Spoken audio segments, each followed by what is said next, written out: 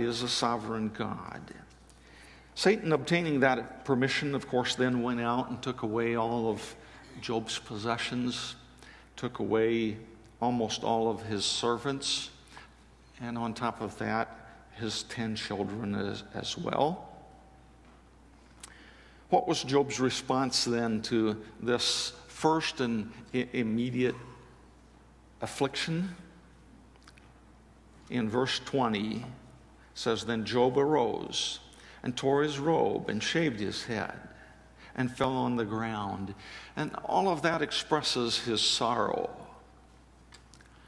To respond in a godly manner doesn't preclude or doesn't say you can't sorrow when things like this happen.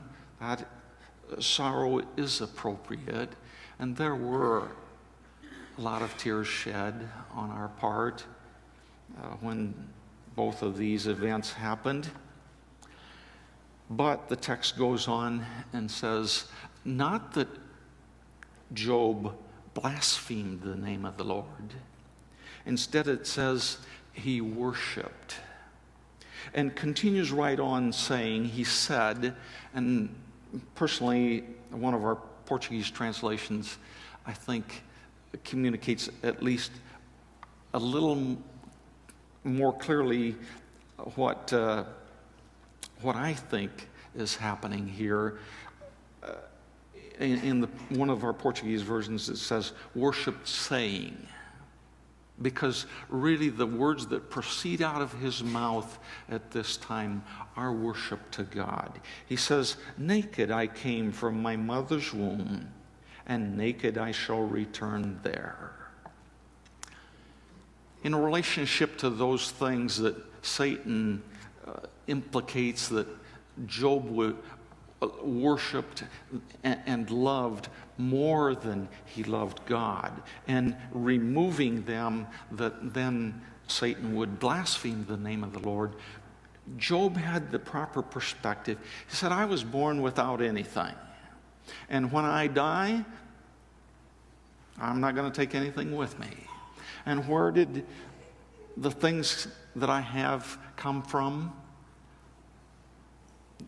The goods, the possessions that I had, the servants, that certainly the type of man that Job was, certainly they were loved by him.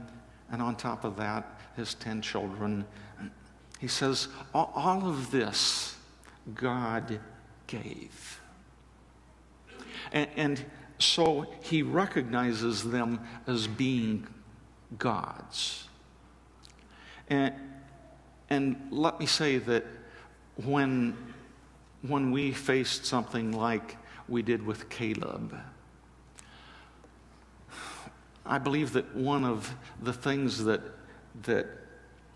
prepared us for that was the fact that every time that Leanne and I discovered that she was expecting a baby, and there were several times of that, we always immediately together gave that little one back to the Lord. Lord, you're giving us a new life. Thank you for it. We want to dedicate it to you, for you to fulfill your purposes in this life. He continues then saying, the Lord gave, the Lord has taken away.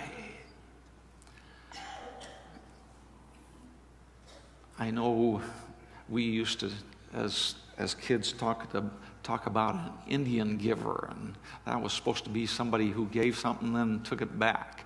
I don't know what that has to do with the Indians. No offense to them.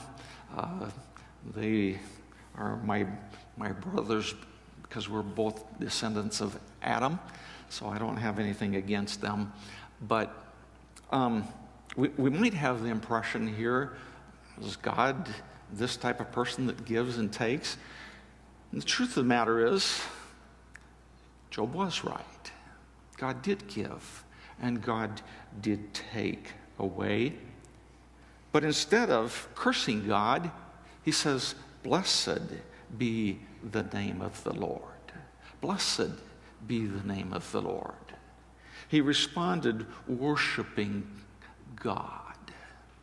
He recognized that God gave all of these good things and had the right then, as sovereign God, to take them away. Notice then that God makes it clear to us that contrary to the thinking even of many evangelicals, like God owes us all this abundance and everything, he says, through all this, Job did not sin, nor did he blame God. And I'd like to move on into chapter 2 a little bit, because